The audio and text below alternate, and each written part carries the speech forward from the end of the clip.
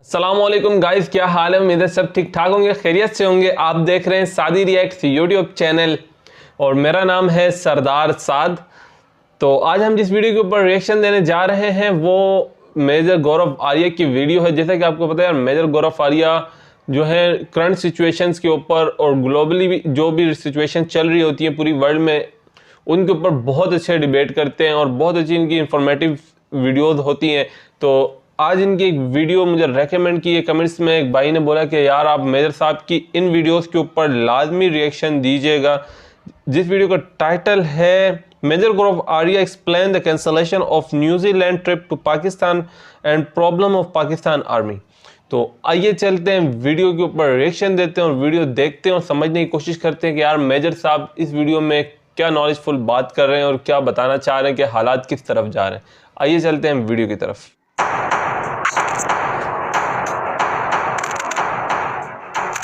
दबा के रोज ठोक रहे हैं, रोज मार रहे हैं और तुम्हारी नंबर वन जो सो कॉल्ड आर्मी है और so called number one agency है कख नहीं कर पा रही। तालिबान ने बोल दिया वल्लाह अभी भी हमको नहीं आती भीख मांगना, हम जो लेती गोली दिखा के लेती, हमें नहीं भीख मांगने के लिए इमरान खान नियाजी को बुलाओ। तो नियाजी को रख रखा है। तो मैं तो सलाम पेश करना चाहूंगा तालिबान, मेरा सलाम है आपको। आपने पाकिस्तान के प्राइम मिनिस्टर, एक एटमी रियासत के प्राइम मिनिस्टर को लगाया भीख मांगने के लिए और वो मांगता है हर जगह जाके। लेकिन ये एजेंसी जो ऐसा ही है ना कि क्रिकेट मैच नहीं करवा पाई, पर है नंबर वन, हम मानते हैं। 14 साल से क्रिकेट मैच जिसको भी जाते हैं पैसे वैसे दे के बुलाते हैं, अपने बलबूत पे क्रिकेट मैच नहीं करवा पाई। नंबर वन की वो नंबर वन एजेंसी है, इंटेलिजेंस एजेंसी वर्ल्ड की, नो डाउट। और जो पाकिस्तानी भाई बहन हैं उनके लिए दो पैगाम है। पहली चीज़ तो वो जो क्रिकेट का कप है, मैं ये कहना चाहता हूँ कि द कप वॉज फैंटास्टिक, वो बड़ा अच्छा कप है, ठीक है। ये चाय पीते पीते जरा उस कप को देखिएगा, T is also fantastic and the cup is also fantastic. Number one और नंबर टू, जो दहशतगर्दों की वजह से मैच कैंसिल हुआ है उनकी तरफ से पैगाम है इंशाअल्लाह द बॉयज प्लेड वेल। इन लोगों ने फतवा निकाला भाई, वो फतवा क्या था कि जो भी पाक फौजी मरेगा उसको अगर किसी ने उसका नमाज जनाजा पढ़ा, किसी मौलवी ने उसको सुपुर्द खाक किया, यानी कि उसको दफनाया जमीन के अंदर, वो इस्लाम से खारिज हो जाएगा, उसको बाहर निकाल देंगे। क्योंकि अकॉर्डिंग टू मौलाना अब्दुल अजीज, ये जो तहरीक तालिबान के फाइटर्स हैं, तहरीक तालिबान पाकिस्तान के जो फाइटर्स हैं, ये तो इस्लाम के लड़ाके हैं, ये तो मुजाहिद हैं, ये तो गाजी हैं, और उनके खिलाफ लड़ने वाली पाक फौज काफिरों की फौज है, इसलिए पाकिस्तानी फौज वाजिबुल कत्ल है। मौलाना अब्दुल अजीज कह रहे हैं, इंटरव्यू ले रहा है एक लड़का उनका, वो कह रहे हैं कि कुरान शरीफ ये कहता है कि तुम टेररिज्म करो, और ये जो मौलाना है ये अपने जो बच्चे हैं वहां पे उनको भी यही चीज सिखाता है, इसीलिए पाकिस्तान के अंदर इतना गदर है। जय हिंद दोस्तों, मैं हूं मेजर गौरव आर्या और आप देख रहे हैं डिफेंसिव ऑफेंस। लाइक करिए, सब्सक्राइब करिए, बेल आइकन दबाना बिल्कुल मत भूलिएगा। तो वैभव हुआ ये कि न्यूजीलैंड वाले पहुंचे वेन्यू पे और टॉस के पहले गायब हो गए। टॉस के पहले क्यों गायब हुए, इसके पीछे भी एक स्टोरी है और दो तीन चीजें हैं जो हमें पता होनी चाहिए। पहली बात तो यह कि एहसानुल्लाह एहसान जो तहरीक तालिबान पाकिस्तान का था, फिर पाकिस्तानी फौज की कस्टडी में रहा, फिर भाग गया, उसकी एक फेसबुक पोस्ट आई थी कुछ हफ्ते पहले और उसने बोला था कि न्यूजीलैंड की टीम पे एक कातिलाना हमला या सुसाइड बॉम्बिंग हो सकती है। नंबर वन एजेंसी के जो है ISI, बिल्कुल बिल्कुल नंबर वन तो हम सब मानते हैं कि बाकी दुनिया में सब नंबर 10 है, 1 to 9 पाकिस्तान है जिसमें से नंबर 1 है ISI। अच्छा, हम जब ऐसा बोलते हैं तो पाकिस्तानी बड़े खुश, देखो मेजर गौरव आर्या ने हमें नंबर 1 बोला, जलील कर रहा हूँ, ये तरीका है लखनऊ वालों का जलील करने का, प्यार से भेगा भेगा के धीरे धीरे से हौले हौले से हम लोग जलील करते हैं। खैर कोई बात नहीं। तो क्या हुआ वैभव की एहसानुल्लाह एहसान ने फेसबुक पोस्ट पे लिख दिया, इन्हीं का गुर्गा था ये, फिर इन्हीं ने उसको कैप्चर करा, फिर भाग गए। उसके पीछे एक और कहानी है जहां पे ISI का कर्नल इसको कह रहा था कि तो हम तुम्हें हिट लिस्ट देंगे, तुम मारो ये सब, तो हम उसमें नहीं जाते। खैर न्यूजीलैंड की इंटेलिजेंस को पता लगा वो नंबर 1 नहीं है, जैसे ISI नंबर 1 तो न्यूजीलैंड की इंटेलिजेंस को पता लगा और न्यूजीलैंड की इंटेलिजेंस ने डायरेक्ट कांटेक्ट करा एहसानुल्लाह एहसान से, ऐसा सुनने में आ रहा है।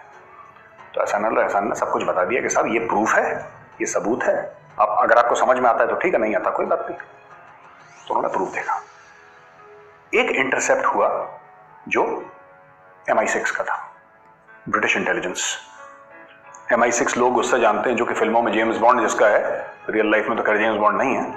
तो कहते हैं कि जो हाई कमीशन था इस्लामाबाद में यूके का, वहां पे MI6 के सोर्सेस को पता लगा, उन्होंने भी बताया न्यूजीलैंड वालों को कि जनाब ऐसा हो गया, ऐसा हो गया, ये हो गया। तीसरी चीज जो बहुत इंपॉर्टेंट है कि रावलपिंडी पुलिस ने, आई थिंक एडिशनल आईजी या कोई सीनियर रैंक ऑफिसर, उसने क्या करा कि that officer also sent out a circular, उसने भी सर्कुलर भेजा और उस सर्कुलर में क्लियरली लिख रखा था कि इनको खतरा है, इनकी जान को, इनके ऊपर अटैक हो सकता है। उसने न्यूजीलैंड क्रिकेट टीम साफ साफ लिखा है। तो देखिए, अंग्रेजों ने भी यही बात बोली, न्यूजीलैंड वालों ने भी यही बात बोली, पाकिस्तानियों ने भी यही बात बोली, और जो पाकिस्तान के सपोले पैदा हुए हैं तहरीक तालिबान पाकिस्तान, एहसान उल्लाह एहसान, उसने भी यही बात बोली। अब इशू क्या है वैभव इसमें?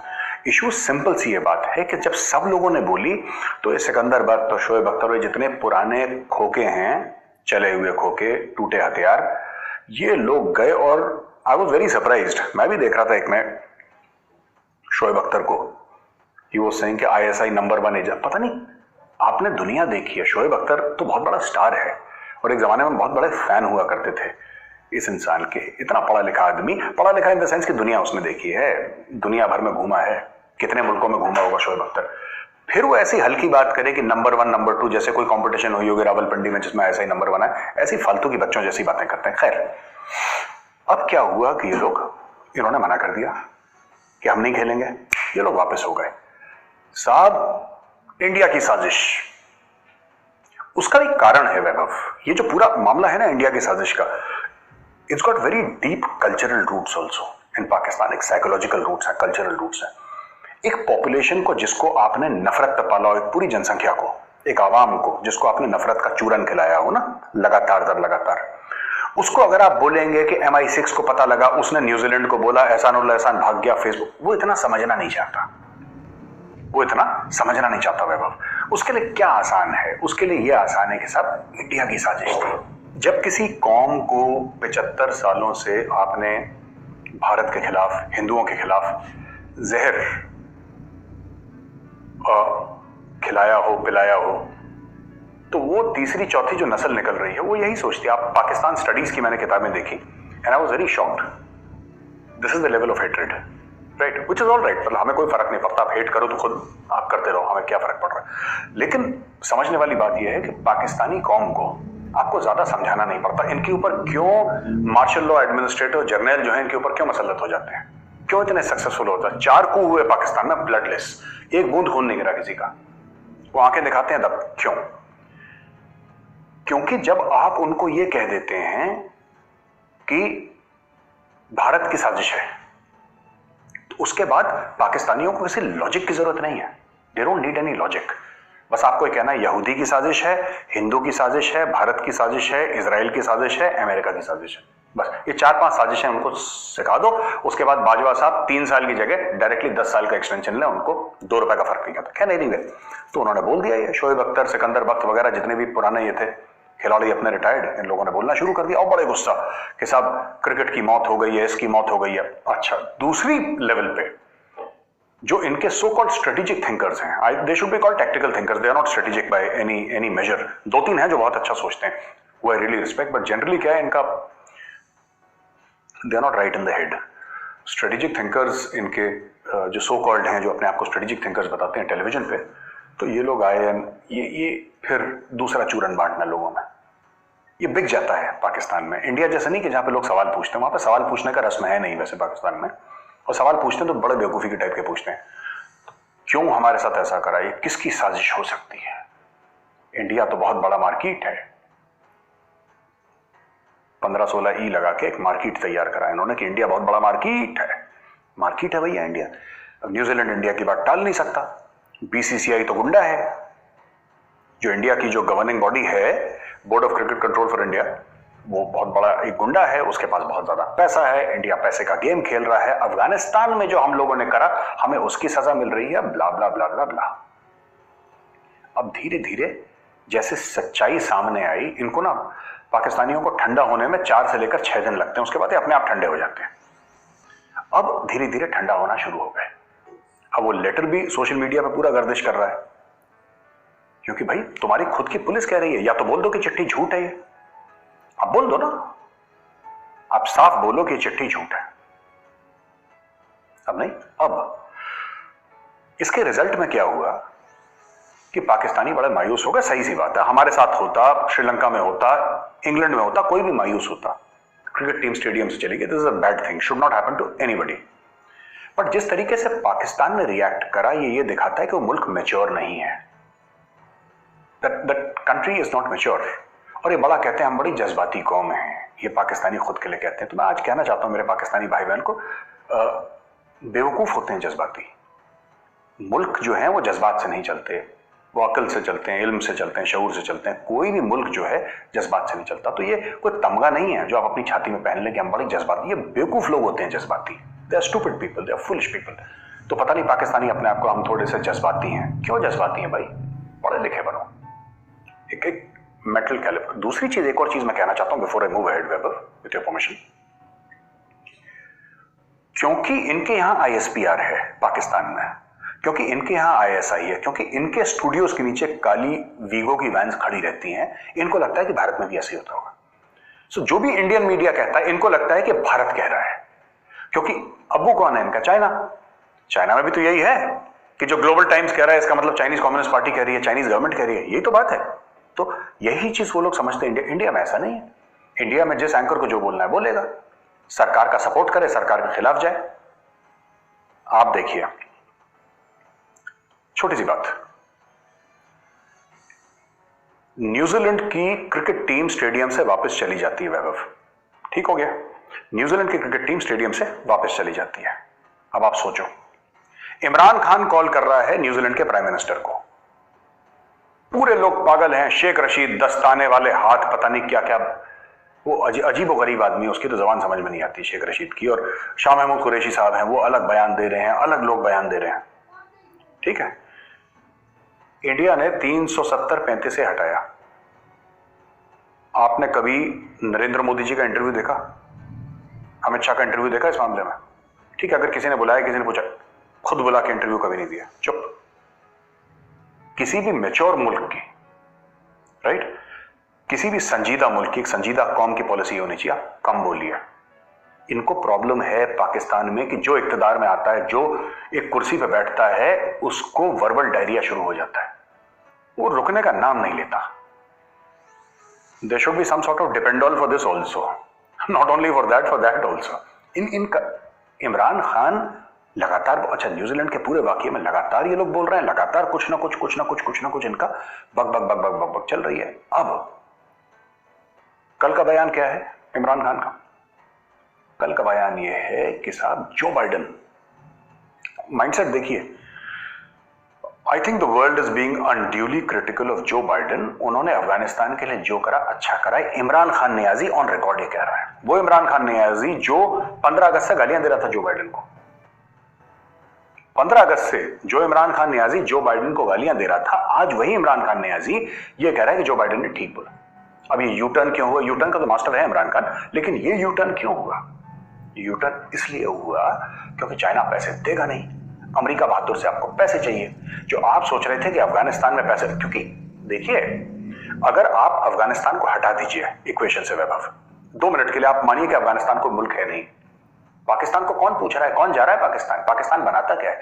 पाकिस्तान जो टोटल खा रहा है अभी तक अपनी जियो स्ट्रेटेजिक लोकेशन के लिए खा रहा है, और अब लोग उससे भी उब गए, अब जितने भी ड्रोन स्ट्राइक्स हो रही हैं वो गल्फ से उड़ के आ रहे हैं। They are asking India for whether you can give them bases. अब इंडिया में बहस होगी, पार्लियामेंट में सबको ऑन बोर्ड लिया जाएगा, देना है नहीं देना, then America will be conveyed India's decision. लेकिन यहाँ पे झूठ नहीं होगा। सर, ये भी कह रहा हूं कि चाइना जो है वो मिलिट्री एड देता है या फाइनेंशियल पैकेज दे देगा कोई छोटा मोटा। मुल्क चलाने के लिए जो इमदाद चाहिए होती है वो कोई मुल्क नहीं देता, वो इंस्टीट्यूशंस देते हैं वैभव, और इंस्टीट्यूशंस सारे वेस्ट में। वैभव, उसके अलावा मैं तो कह रहा हूं, आप बिल्कुल ठीक कह रहे हैं। देखो, what you are saying is technically correct, but I would like to add something.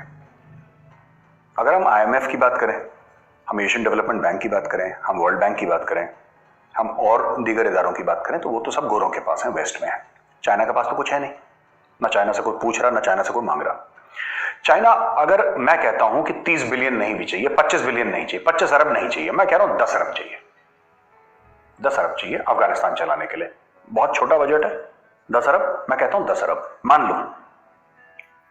इनको क्या लगता है चाइना देगा 10 अरब? रशिया के पास फॉरेन एक्सचेंज क्राइसिस है, जो पाकिस्तानी अक्सर कहते हैं ना कि रशिया हमारा दोस्त है। मैं तो पूछता पाकिस्तानी से, तुम्हारा दोस्त कैसे हो गया भाई रशिया? तुमने रशिया को दिया क्या है? तुम रशिया को दे क्या सकते हो? तुम दे तो कुछ नहीं सकते। रशिया बस हमारा दोस्त है, चाइना और हमारा, ये फालतू में अजीब सी बातें करते हैं। खैर, coming back to the point, हुआ यह है वैभव कि इस पूरे मामले में ना, अफगानिस्तान के मामले में जो हम कह रहे हैं ना कि चीन पैसे नहीं देता, चीन इमदाद नहीं देता, चीन ग्रांट नहीं देता, देखिए चीन सिंपल सी बात करेगा, तुम्हें पैसे चाहिए, कंधार गिरवी रखो। देखो, लेट्स बी वेरी क्लियर, चीनी लोग बिजनेसमैन लोग हैं। ये तो अमेरिकन हैं जिनके भूत सवार हैं कि we want democracy in Latin America, we want democracy in Afghanistan. China खुद डेमोक्रेसी नहीं है। चाइना तो कहता भैया अपना काम बनता, भाड़ में जाए जनता, नोटों की बात करो, सिंपल सा नोटों की बात करो। आप बताओगे साहब हम आपको इतना दे रहे हैं, आप हमें इसके एवज में क्या दोगे? अफगानिस्तान के पास क्या है देने के लिए? चरस, अफीम, गांजा, कोकेन, हैश, इसके अलावा क्या है? टेररिस्ट। कुछ इंडस्ट्री नहीं है उनके पास, कुछ नहीं है।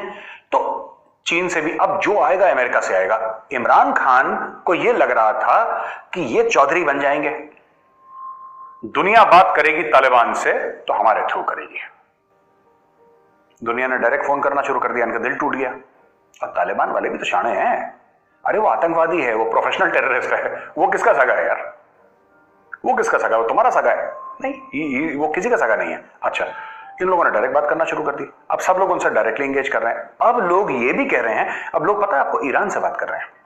जब ईरान का फॉरेन मिनिस्टर इंडिया में आया था तो सबसे बड़ी ये बात हुई थी कि आप कितने लिमिटेड वे में चाबहार पोर्ट पे आप शिप्स ला सकते हैं और किस तरीके से आप इनको प्रोवाइड कर सकते हैं एक्सेस टू सेंट्रल एशिया। अगर ईरान मान जाता है, आज नहीं 5 साल के बाद भी, मैं कह रहा हूं 5 साल ले लो, जो उनका अमेरिका के साथ प्रॉब्लम्स हैं, जो उनके ऊपर सैंक्शंस हैं, जो न्यूक्लियर उनका वो है, इजराइल लॉबी का जो प्रेशर है, वो सब छोड़ दो। मैं कह रहा हूं 5 साल में अगर ये सॉर्ट आउट हो जाता है, Pakistan will have zero relevance in this world.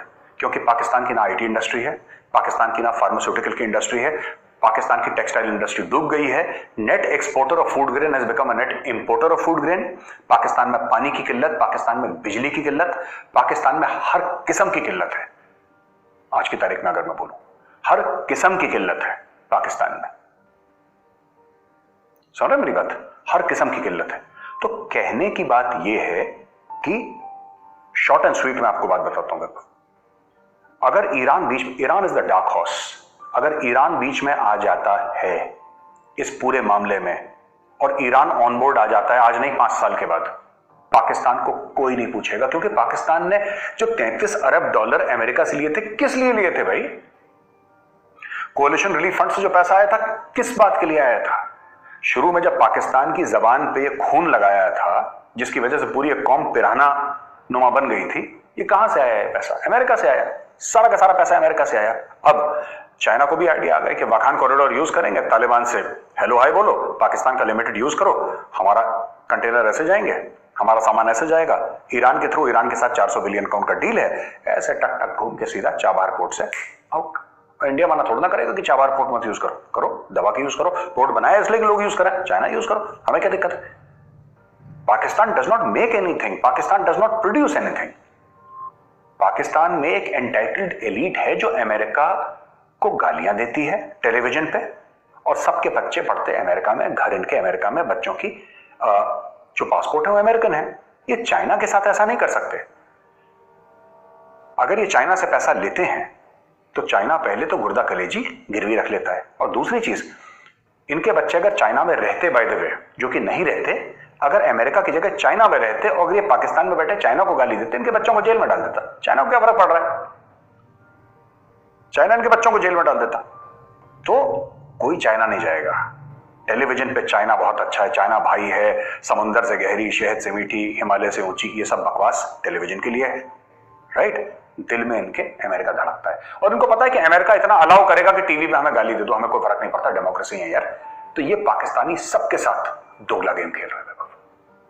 तो वैभव, मौलाना अब्दुल अजीज हैं ये लाल मस्जिद वाले, और जामिया हफ्सा, ये ना वो 2007 में स्टैंड ऑफ हुआ था एसएसजी का, रेंजर्स का, पैरामिलिट्री फोर्सेस, पुलिस सब इनके साथ। और ये मौलाना अब्दुल अजीज वही हैं जो सलवार कमीज, लेडीज का सलवार पहन के और बुर्का पहन के भागे थे, फिर ये पकड़े गए थे। खैर बड़ा खतरनाक किस्म का आदमी है, तो इसके बारे में हम तफसील से बात करेंगे, लेकिन पहले मैं चाहता हूं कि हमारे व्यूअर्स जो हैं वीडियो देखेंगे।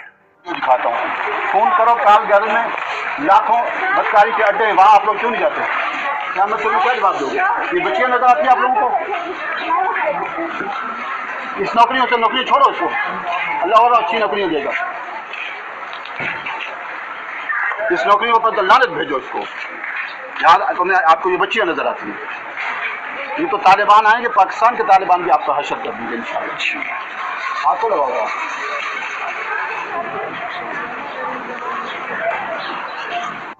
तो दोस्तों आपने वीडियो देखा, इस वीडियो में वो किस तरीके से धमकी दे रहे हैं। बात सिर्फ धमकी तक महदूद नहीं है, बात यह है कि 2 दिन पहले मौलाना अब्दुल अजीज के 500 और मौलवी हैं जो मौलाना किस्म के लोग हैं, उनके अंडर जो उनके सपोर्टर हैं या अपना गुरु मानते हैं उनको,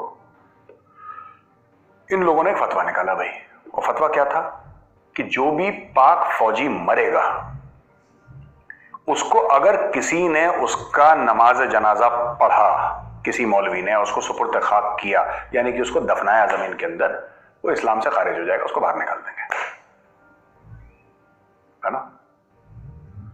इतनी स्ट्रिक्ट कंडीशंस तो दिल्ली जिम्खाना की भी नहीं है जितनी मौलाना साहब ने ठोक दी। खैर नहीं। तो अब यार ये इशू हो गया कि इसमें ना कि हम इसको निकाल देंगे। क्यों निकाल देंगे? क्योंकि अकॉर्डिंग टू मौलाना अब्दुल अजीज, ये जो तहरीक तालिबान के फाइटर्स हैं, तहरीक तालिबान पाकिस्तान के जो फाइटर्स हैं, ये तो इस्लाम के लड़ाके हैं, ये तो मुजाहिद हैं, ये तो गाजी हैं, और उनके खिलाफ लड़ने वाली पाक फौज काफिरों की फौज है। इसलिए पाकिस्तानी फौज वाजिबुल कत्ल है। वो तो साफ कहते हैं कि हमारा पाकिस्तान का जो आईन है, कॉन्स्टिट्यूशन ऑफ पाकिस्तान, पाकिस्तान का संविधान, उसका आईन उसको कहता है कि मैं मानता नहीं इसको। I do not believe in the constitution of Pakistan, I do not believe in any constitution written by a human hand. Sovereignty belongs to Allah alone, खुद मुख्तारी अल्लाह की है बस, ये कहता है। मैं चाहता हूं एक और वीडियो देखें जिसमें क्या कह रहा है कुरान शरीफ के बारे में, ये बहुत जरूरी है लोगों को जानना। कुरान तो खुद कहता है कि तुम टेररिस्ट बनो। अभी हमने सिर्फ झंडे लहराए अपने जामे हफ्सा पर है। जिनको यहाँ उनके झंडा पसंद नहीं तो वो उनके निज़ाम को कैसे पसंद करें? ईरान में तागूत, सारा तागूत बैठा है। अच्छा। पाकिस्तान में तागूती निज़ाम है, शक्ल में मौजूद है पाकिस्तान में। मैं तो उसको इस्लामी समझते नहीं हूँ।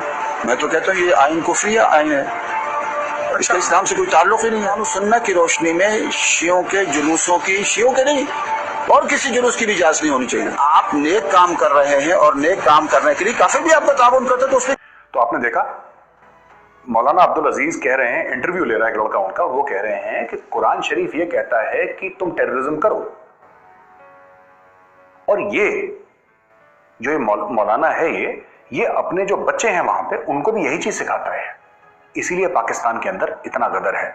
कुछ महीने पहले पाकिस्तानी फौज ने, पाकिस्तानी नेशनल असेंबली जो उनकी पार्लियामेंट है, उसके अंदर उन्होंने एक प्रेजेंटेशन दिया था, और वहां पे आर्मी चीफ भी थे और जनरल फैज भी थे जो कि आईएसआई के डायरेक्टर जनरल हैं, और उन्होंने ये बोला था कि तहरीक तालिबान पाकिस्तान, जो अफगान तालिबान है, वो एक ही सिक्के के दो पहलू हैं, 2 sides of the same coin.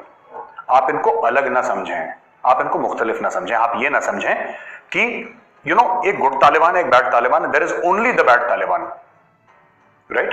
और ये वैभव काफी हद तक आप ये देखेंगे कि ये मामला चल भी गया।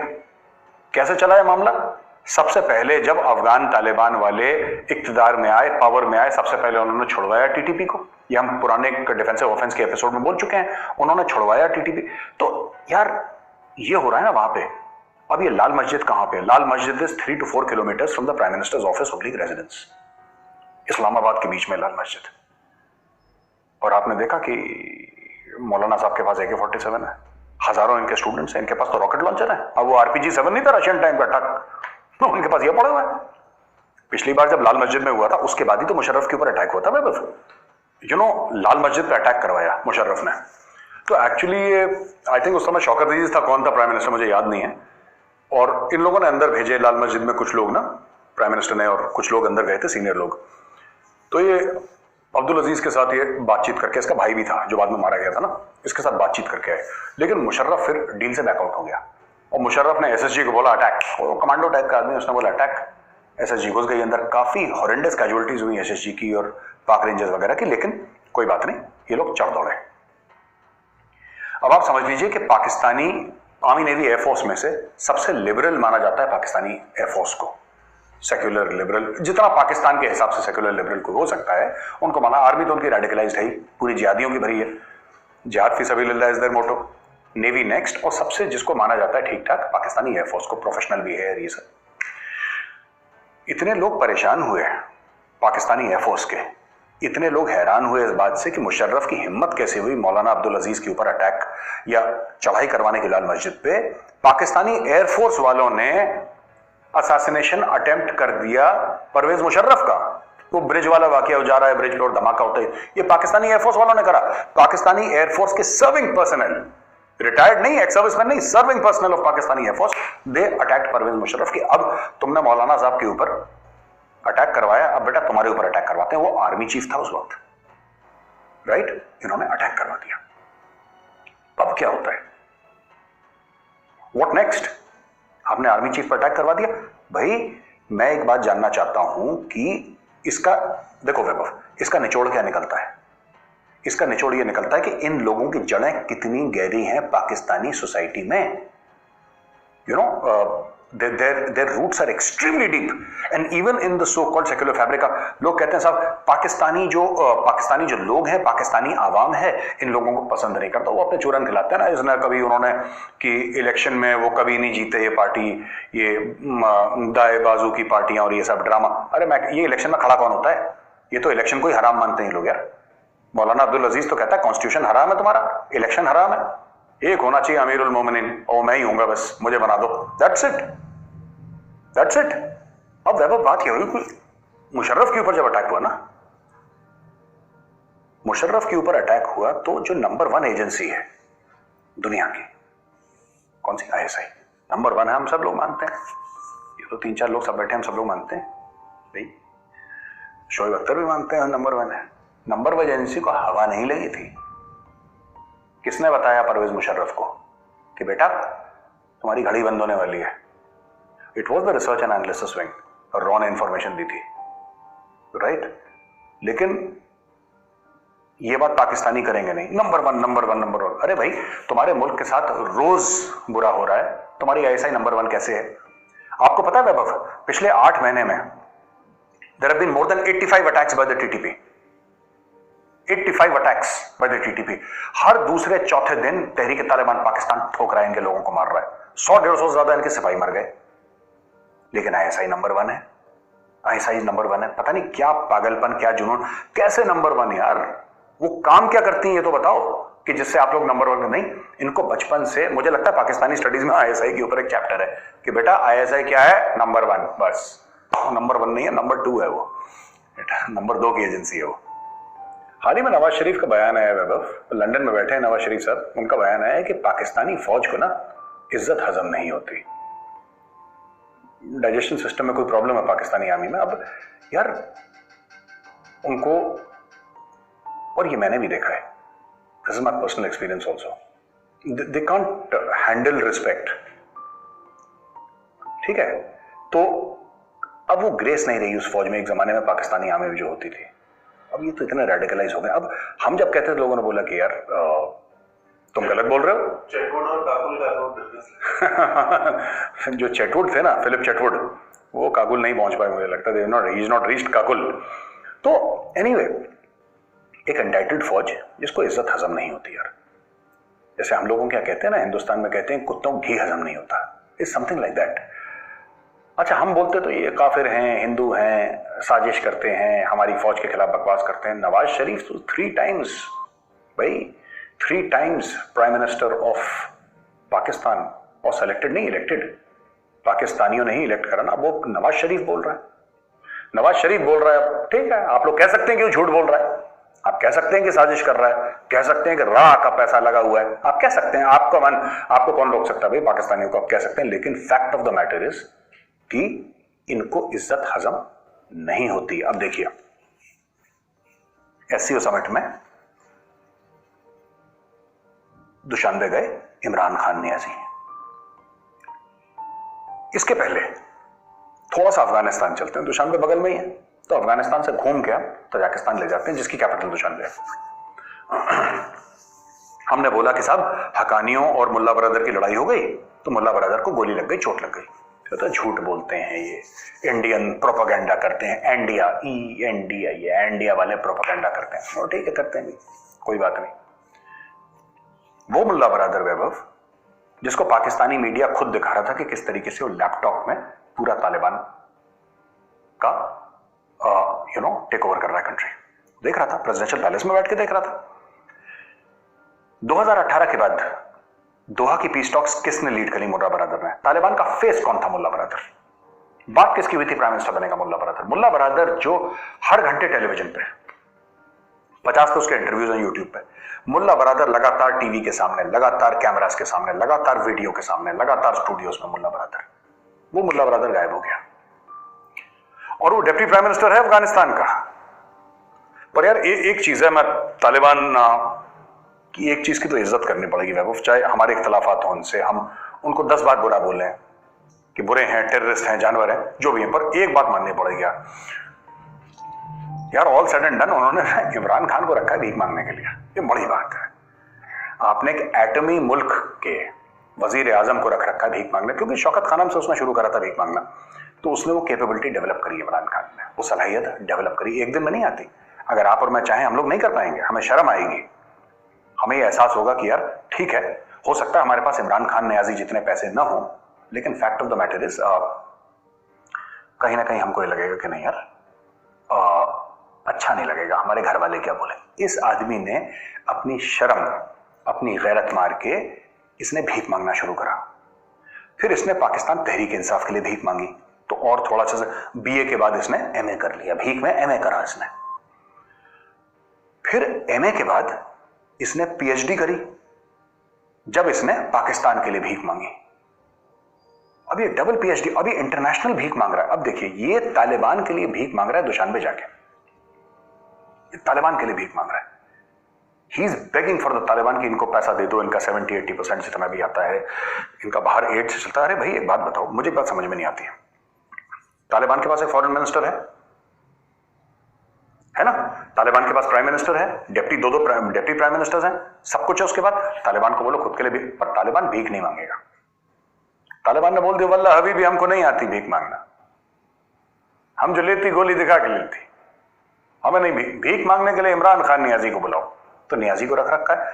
तो मैं तो सलाम पेश करना चाहूंगा तालिबान को, मेरा सलाम है आपको, आपने पाकिस्तान के प्राइम मिनिस्टर, एक एटमी रियासत के प्राइम मिनिस्टर को लगाया भीख मांगने के लिए अपने लिए, और वो मांगता है हर जगह जाके। अच्छा खुद नहीं दे रहा 1 रुपए भी, है ही नहीं उसके पास बेचारे के पास, वो क्या देगा? सबको कहता है तुम तालिबान रिकॉग्नाइज कर लो, खुद रिकॉग्नाइज नहीं कर रहा वो तालिबान को, बाकी सबको कह रहा है ये कर लो, वो कर लो, ऐसा कर लो, वैसा कर लो। अच्छा रशिया भी ये कह रहा है कि we will work with Taliban, work with Taliban, तो even India will work with Taliban. भाई अगर इंडिया को एड पहुंचानी है तो you have to work with Taliban ना, आपको तालिबान के साथ ही तो काम करना पड़ेगा। लेकिन nobody saying we will recognise Taliban, recognise word कोई यूज नहीं कर रहा, people are waiting and watching. ठीक है, तो इन्होंने धमकी भी दे दी कि साहब दोबारा 9/11 हो सकता है। तो बड़बोले लोग हैं ना, फालतू की बातें करते हैं लोग, इमेच्योर। वो सस्ता तेरे नाम क्या नाम, मोहिद यूसुफ, जिसको रख रखा है इन लोगों ने, अमेरिकन सिटीजन है नहीं मुझे नहीं पता, लेकिन उसको वो भी बीच बीच में कुछ तुर्रे छोड़ता रहता है, शगुफे छोड़ता रहता है वो, तो सब ये सर्कस चल रहा है वहां पे। तो वैभव दुशानबे में एक पाकिस्तानी बिजनेसमैन था जिसने घेर लिया इमरान खान को, भरी महफिल में उसने इमरान खान, मैं कहना नहीं चाहता, पैंट उतार दी वर्ड यूज नहीं करना चाहता, लेकिन लगभग उसने वही कर दिया। सलवार पहनता है, सलवार उसने खोल दी इमरान खान की, ये बोल के कि इतने जालिम न बनो कुछ तो मुरव्वत सीखो, इतने जालिम न बनो कुछ तो मुरव्वत सीखो, मरते हैं तुम पे तो क्या मार ही डालोगे। साहब के लिए एक शेर है, इतने जालिम ना बनो। आप तो अब एक कैदी हो गए, जब कंटेनर पे थे तो जबरदस्त थे, तो अब तो पता नहीं किन के चक्करों में आप आ गए। तो कहता कि इतने जालिम ना बनो कुछ तो मुरव्वत सीखो। तो उनसे इस वक्त बिजनेस की बातें करें, शेरो शायरी बात भी होगी इंशाल्लाह। अब देखिए कितनी खूबसूरत बात है, उसने पोएट्री में कह दी कि यार ठीक है तुम्हारे फैन है तो क्या तुम जान ले लोगे क्या हमारी। इसने पाकिस्तानी कौम की जान ले रखी है। मैं पहले एक बार मैंने बोला था ना डिफेंस ऑफ तो बहुत उसमें कमेंट्स 2-3 पाकिस्तानी भी थे जो बीच में आए और मुझे फोन भी आए 1-2 लोगों के पाकिस्तान से कि मेजर साहब आप तो ये चाहते ही हैं कि हम कश्मीर का मसला ना उठाएं, ठीक है। अरे भाई आप जी भर के दिन रात कश्मीर कश्मीर करो, हमें तो फायदा है, लेकिन पाकिस्तानियों ने चुना इमरान खान को या सेलेक्टरों ने चुना इमरान खान को पाकिस्तान का प्राइम मिनिस्टर बनने के लिए, कश्मीर का सफीर नहीं, है ना। कश्मीर का सफीर नहीं, तालिबान का सफीर नहीं। Your first job is to be the Prime Minister of Pakistan and you have not performed as the Prime Minister of Pakistan। आप आधा समय कश्मीर कश्मीर करते रहते हो, फिर आप तालिबान के लिए भीख मांगा। आप अपना काम करो ना यार, वो अपना काम करता नहीं है, ठीक है। It's good for us, in the end it's good for us. तो बाबा वैसा है कि हर रोज 3, 4, 5, 6 पाकिस्तानी फौजी ठोके जा रहे हैं। अच्छा अब तो हमारे कॉन्सुलेट्स भी नहीं है अफगानिस्तान में, जो 22, 23, 24, 25 पता नहीं कितने कितने इन्होंने खोल दिए थे पाकिस्तानियों ने हर गली मोहल्ले में। हमारा एम्बेसी भी नहीं है वहां पे। पाकिस्तान में हो नहीं सकता क्योंकि पाकिस्तान में तो ISI है, नंबर 1 एजेंसी है ना वर्ल्ड की, तो नंबर 1 है। कुलभूषण जाधव नहीं बोल पाते लोग, कुलभूषण जाधव, वो भी इनकी गिरफ्त में। तो भाई अटैक करवा कौन रहा है ये, और रोज रोज अटैक करवा रहा है, रोज रोज अटैक करवा रहा है। मौलाना अब्दुल अजीज तुम्हारे इस्लामाबाद के दिल में प्राइम मिनिस्टर हाउस के कुछ दूर बैठ के तुम्हारे स्टेट को चैलेंज कर रहा है, तुम कुछ नहीं कर पा रहे, करवा कौन रहा है ना। न्यूजीलैंड की जो पूरी सीरीज थी, न्यूजीलैंड चला गया, उसमें भी भारत की साजिश है ना। तो भाई देखो हमें ब्लेम मत करना अगली बार TTP का अटैक हो, क्योंकि हम तो अब नहीं है वहां पे, क्योंकि आप लोग ये कहते थे ना कि अफगानिस्तान की जमीन का इस्तेमाल हो रहा है। अब भाई ने तजाकिस्तान को भी बिल्कुल इसने क्लीन चिट दे दी इमरान खान ने कि पहले भारत के उसमें था, अच्छा बन गया Tajikistan, is become a good boy, ये गोली दे रहा वहां पे इमरान खान। तो ये मैं कहना चाहता हूं पाकिस्तानी भाइयों बहनों कि जो तुम्हारे फौजियों को मार रहे हैं उन्होंने अपनी मोडस ऑपरेंडी चेंज करी है। पहले कह रहे कि पहले हम आम लोगों को मारते थे, उससे क्या नाम और खराब होता है, रेपुटेशन हमारी खराब होती है, हम क्यों करें, पाकिस्तानी फौजियों को ठोको दबा के, रोज ठोक रहे हैं, रोज मार रहे हैं, और तुम्हारी नंबर 1 जो सो कॉल्ड आर्मी है और सो कॉल्ड नंबर 1 एजेंसी है कख नहीं कर पा रही, ठीक है। लेकिन मैं एंड में ना खत्म करते एक चीज कहना चाहता हूं, इमरान खान जाता है ना झूठ बोल के आ जाता है और काम कुछ नहीं करता है। इसका जो USP है, इसका जो स्किल है, तो भीख मांगना है, इसके अलावा कुछ कर नहीं सकता। ये गया था भाई उज्बेकिस्तान, जहां पे इसने उज्बेकिस्तान के प्राइम मिनिस्टर के सामने क्या बोला था कि I know more about Uzbekistan than you. वहां पे इसने बड़े जोरों शोरों से करा था कि मैं जहीरुद्दीन मोहम्मद बाबर पे एक फिल्म बनाऊंगा, याद होगा आपको वैभव, कि मैं बाबर के ऊपर फिल्म बनाऊंगा। मुझे लगता है पाकिस्तान के ऊपर फिल्म बन रही है पूरी, ठीक है। जो बड़े ये लोग भांगड़े वंगड़े डाल रहे थे ना काबुल में। खैर मैं ये पूछना चाहता हूं इमरान खान साहब से, सर फिल्म बनी, कौन बाबर का रोल प्ले कर रहा है, आप प्ले कर रहे हैं, कौन प्ले कर रहा है, जरा बताइए। और अगर आप बाबर का रोल प्ले कर रहे हैं तो फिर इसमें जो आपके जनरल फैज हैं उनको आप कौन सा रोल देंगे इस फिल्म में, और इधर जो आपके जो आर्मी चीफ हैं जनरल बाजवा, आप उनको कौन सा रोल देंगे, ये बताइए। ये इमरान खान इस्लामोफोबिया के लिए मैं टीवी चैनल बनाऊंगा, याद है, मैं एक रेलवे लाइन बनाऊंगा, ईरान से तुर्की घूमती हुई जाएगी पाकिस्तान, राइट। ये हर दूसरे दिन एक प्रोजेक्ट अनाउंस करता है बाहर जाके, और इसमें ये टीवी चैनल नहीं खोल पाया इमरान खान। तो गाइस ये थी वीडियो मेजर गौरव आर्या की। यार मेजर गौरव आर्या की बात की जाए तो इन्होंने बहुत सारे टॉपिक्स के ऊपर बात की इस वीडियो के अंदर। सबसे पहला जो टॉपिक था इनका न्यूजीलैंड के ऊपर इन्होंने बात की, इन्होंने पाकिस्तान की करंट सिचुएशंस के ऊपर बात की, ईरान की चाबहार पोर्ट के ऊपर बात की, उसके अलावा इन्होंने बात की पाकिस्तान आर्मी पे, और फिर इन्होंने बात की कि भाई लाल मस्जिद के ऊपर, और लाल मस्जिद की भी बात की। और फिर जो रिसेंटली ताजिकिस्तान में जो एक सबमिट हुआ था, एक कॉन्फ्रेंस हुई थी, उसके बारे में इन्होंने भी बात की। चले पहली बात जो इन्होंने की न्यूजीलैंड के ऊपर, और न्यूजीलैंड टीम जो पाकिस्तान से वापस गई है उसके ऊपर मैंने एक वीडियो बनाई थी कि वर्ल्ड अफेयर की एक वीडियो थी जिसमें इन्होंने बताया था कि भाई किन वजूहात की बिना पर और किन के कहने पर न्यूजीलैंड वापस गई है। तो उस वीडियो में भी मैंने बताया था कि भाई जो न्यूजीलैंड की टीम है उसकी असल जाने की जो वजह है वो इंटेलिजेंस रिपोर्ट थी उनकी और उन 5 ममालिक का इत्तेहाद था जिनके बारे में, जैसे ऑस्ट्रेलिया हो गया, इंग्लैंड हो गया, न्यूजीलैंड हो गया, इसी तरीके से 2 और मुल्क हैं जिनका इत्तेहाद है और इनका इंटेलिजेंस शेयरिंग होती है और इस हद तक होती है कि किसी भी मुल्क में किसी किस्म के एथलीट भी मौजूद होंगे, अगर उनको कोई ख़तरा होगा, अगर इनके पास कोई रिपोर्ट होगी इन 5 में से किसी एक के पास भी, तो वो शेयर करते थे। उन्होंने शेयर की न्यूजीलैंड के साथ रिपोर्ट, तो न्यूजीलैंड ने भाई जाके विड्रॉ कर दिया एंड टाइम पे। अच्छा, इस बात का खुलासा इन्होंने किया मेजर साहब ने कि एहसानुल्लाह एहसान के साथ इनका रब्ता हुआ था और एहसानुल्लाह एहसान ने इनको इस तरह थ्रेट के बारे में बताया कि भाई थ्रेट है, ये सबूत है, और विड्रॉ कर गए।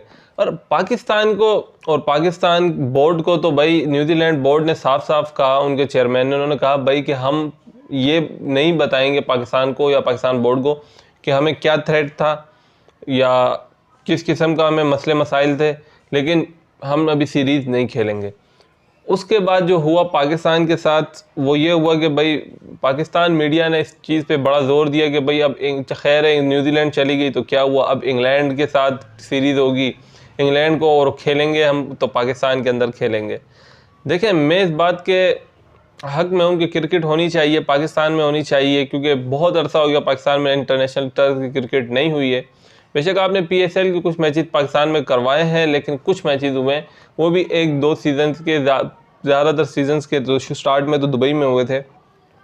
और पाकिस्तान में इंटरनेशनल क्रिकेट बहाल ना होना मैं समझता हूँ कि बहुत नुकसान है, पाकिस्तान यूथ का बहुत बड़ा नुकसान है। और दूसरी बात जो इन्होंने की कि भाई हाँ, मैं आपसे बात कर रहा था इंग्लैंड के बारे में, और यहाँ पे शामियाने बजे, जिस तरह मेजर साहब अक्सर कहते हैं कि भाई वक्त से पहले शामियाने बजाने शुरू हो जाते हैं, तो इंग्लैंड ने भी कल खबर आई कि भाई मना कर दिया, उन्होंने भी बोला हम माजरत ख्वाह, हमें सिक्योरिटी वजूहत की बिना पर हम भी सीरीज़ नहीं खेल सकते पाकिस्तान के अंदर। हाँ, दुबई और किसी और जगह पे खेलना हो तो चले, कोई इशू नहीं है, लेकिन पाकिस्तान के अंदर नहीं। तो इस टाइम पे देखें जिस तरीके से अब पूरी दुनिया जो है ना, मैं एक बात समझता हूँ, पूरी दुनिया पाकिस्तान को पाकिस्तान के तरफ से ट्रीट नहीं कर रही, पूरी दुनिया पाकिस्तान को अफ़गानिस्तान के तरफ से ट्रीट कर रही है अभी। उसकी वजह है क्योंकि वेस्ट के जितने भी ममालिक है और उसके अलावा अमेरिका है, इंग्लैंड है, जो भी न्यूजीलैंड है, ये सारे ममालिक हैं, ये सारे ममालिक आपस में इनके डीपली ताल्लुकात हैं, ठीक है, इनके अच्छे ताल्लुकात हैं। जिस तरीके से अफ़गानिस्तान में पसपाई का इनको देखना पड़ा, सामना करना पड़ा, अफ़गानिस्तान में ये हारे, उसके बाद अब ये समझते हैं कि 110% जो है इसमें पाकिस्तान मुलव्वस था। अब उसके साइड इफ़ेक्ट्स आ रहे हैं, वो न्यूटन का एक लॉ है ना, every action have equal and opposite reaction, तो वो वाला हिसाब है। अब उसके रिएक्शन आ रहे हैं, जो ये समझ रहे थे अब ग्लोबली जो ये तसव्वुर नहीं कर रहे थे वो हो गया। तो उसके बाद अब ये इस चीज़ की जो है वो पाकिस्तान को, मैं समझता हूँ कि आने वाले कुछ सालों के अंदर इस तरीके की और चीज़ें भी शायद देखनी पड़े। अच्छा, दूसरी बात इन्होंने की कि भाई पाकिस्तान इकोनॉमिकली बहुत इस टाइम तबाही के दहाने पे जा रहा है, और चाइना का इन्होंने, चाइना की अगर बात की तो चाइना का इन्होंने ज़बरदस्त से कहा कि भाई वो जो है कारोबारी लोग हैं, वो बिजनेसमैन लोग हैं, वो बिज़नेस करते हैं ना कि एड देते हैं। वो अगर अफ़गानिस्तान जाएंगे, अफ़गानिस्तान में तांबे की जो कानें हैं या किसी तरह की मादनियात हैं, वहाँ पे वो इन्वेस्ट करेंगे, और फिर ये होगा कि भाई वो आपको एड नहीं देंगे जिस तरह अमेरिका देता है। अमेरिका ने, मैं सुना, $64 मिलियन की एड का ऐलान किया है अफ़गानिस्तान के लिए, लेकिन चाइना की भी ये खबर आई थी मेरा ख्याल में 9 मिलियन या 10 मिलियन इन्होंने भी ऐलान किया, लेकिन उनकी यार देखें अफ़गानिस्तान की ज़रूरत इससे कई गुना ज़्यादा है। लेकिन यह है कि चले दोनों सूरतों में चाइना अगर वहाँ इन्वेस्टमेंट करते हैं, वहाँ के लोगों के हालात बदल जाते हैं। जो इस टाइम पे तंगदस्ती, भूखमरी अफ़गानिस्तान में चल रही है, उससे अगर लोग जो हैं वो दूर हो जाते हैं और उनके थोड़े से हालात सही हो जाते हैं, तो मैं समझता हूँ कि ये एक अच्छी बात है अफ़गानिस्तान के लिए। अगर इंडिया की इन्वेस्टमेंट है, इंडिया जाके अपनी कंटिन्यू करता है, जो इंडियन अक्सर मुझे लोग कहते हैं यार, कमेंट्स के अंदर बता रहे होते हैं कि यार एड नहीं, हमारी वो इन्वेस्टमेंट नहीं है, एड है। तो यार चलो एड ये अगर उसको जाके कंटिन्यू करता है और लोगों के थोड़े से हालात बदलते हैं तो क्या बुरा है, इंसानी कुछ जानें बच जाती हैं, तो इसमें बुरा क्या है। तीसरी इन्होंने बात की लाल मस्जिद की और मौलाना अब्दुल अज़ीज़ की। अच्छा, लाल मस्जिद और मौलाना अब्दुल अज़ीज़ के बारे में कुछ इन्फॉर्मेशन इन्होंने ऐसी दी जो मेरे लिए बिल्कुल नहीं थी। जिस तरह इन्होंने बताया कि यार एयरफोर्स ने हमला किया और एयरफोर्स खड़ी हो गई आर्मी चीफ के मुखालिफ। अच्छा, ये स्टोरी मैंने इनसे ही सुनी है, लेकिन मैं हैरान हो गया यार, ये कैसे मतलब इस तरीके से हो गया। और दूसरी बात यह है कि लाल मस्जिद में इस टाइम पे बहुत ज़्यादा जो है ना वो इख्तलाफ चल रहा है। उसकी वजह यह है कि मौलाना अब्दुल अजीज़ की एक रिसेंटली वीडियो आई है जो मुझे लोगों ने बड़ी कमेंट्स में रेकमेंड भी की थी। एक सब्सक्राइबर ने मुझे अपने इंस्टाग्राम के ऊपर भी सेंड की थी कि भाई आप इसके ऊपर रिएक्शन दें। अच्छा, मौलाना अब्दुल अजीज़ की अगर बात की जाए तो मौलाना अब्दुल अजीज़ जो है पाकिस्तान में एक बड़े मशकूक करैक्टर हैं। लाल मस्जिद ऑपरेशन के बाद मशकूक करैक्टर हो गए, लेकिन लाल मस्जिद ऑपरेशन से पहले तो बड़े मशहूर करैक्टर थे। और इनके जो भाई थे गाजी रशीद, वो लाल मस्जिद ऑपरेशन में मारे गए थे, जिसके बाद इनकी एक वीडियो क्लिप आई थी जिसमें ये बुर्का पहन के बाहर आए। इनको फोर्सेज ने गिरफ़्तार किया, फिर वहीं से सीधा मीडिया पे ले आए। और उसके बाद फिर जिस तरह मेजर साहब ने बताया, इन्होंने फतवे दिए, इन्होंने तहरीक चलाई, इन्होंने अभी इस टाइम भी जो है वो झंडे वंडे लगाए हुए हैं मदरसे के ऊपर।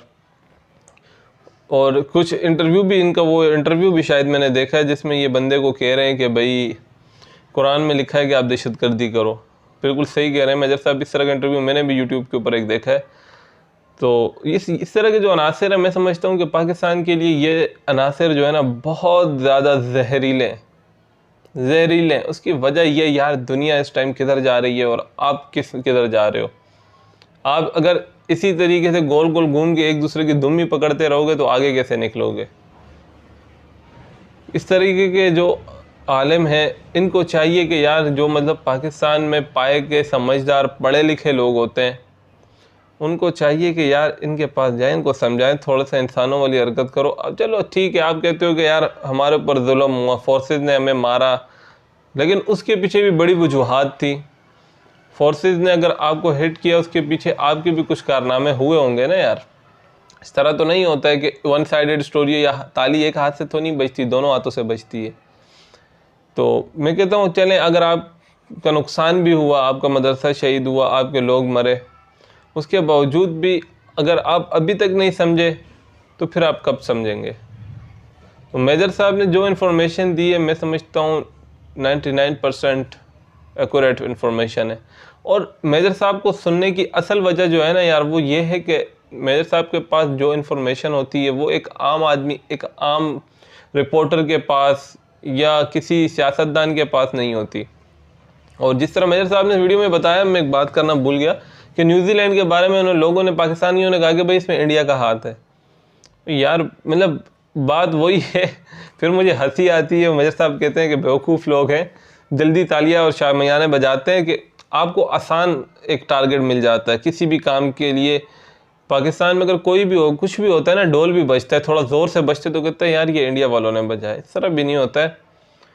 थोड़ा सा मतलब तहम्मुल से काम लिया करें। और जब आप किसी भी वाक़ये की रिपोर्ट आपने अगर आगे ट्रांसफ़र करनी हो तो पहले से क्लियर करें भाई इसके पीछे कौन था। किसी मुल्क के बारे में या किसी मुल्क के लोगों के बारे में गलत प्रोपेगेंडा करना और अपने लोगों को गलत ज़हन साजी करना कि यार इंडिया ऐसा, इंडिया ऐसा, इंडिया ऐसा, इंडिया ऐसा, मतलब यार कम इतना झूठ बोलें जो लोग बर्दाश्त कर सकें, और इतना प्रोपेगेंडा करें कि जो लोग जो है ना वो आपके जो है ना वो कल पता चले कि आपने इतना उनके जहन में गंद भरा हुआ है कि वो इंडिया तो चले जा नहीं सकते, वो यहीं पे कुछ ना कुछ गंद शुरू कर देंगे। तो इतना प्रोपेगेंडा मत करें कि लोग जो है ना वो आपके ख़राब होना शुरू हो जाए। और हर काम के पीछे इंडिया का कैसे हाथ है।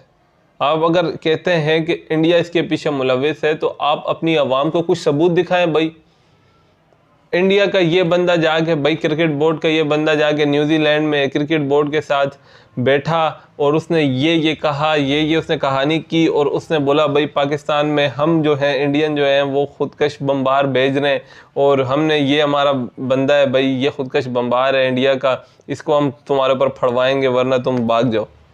यार मतलब कोई दिमाग का काम है यार तुम्हारा।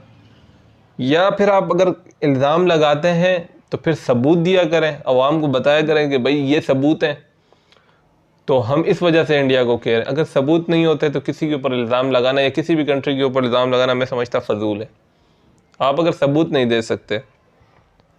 और अफ़गानिस्तान की अगर बात की जाए यार, अफ़गानिस्तान की करंट सिचुएशन ये है कि अफ़गानिस्तान के हालात तो पूरी दुनिया के सामने इस टाइम पे वो हालात वहाँ बहुत ज़्यादा कशीदा हैं। तालिबान जो है हुकूमत तो कर रहे हैं लेकिन बराए नाम हुकूमत ही चल रही है। लोग जो हैं, कुछ मैंने देखा था सूबों के अंदर इस तरह में एहतजाज भी चल रहा है अफगानिस्तान के तालिबान के ख़िलाफ़।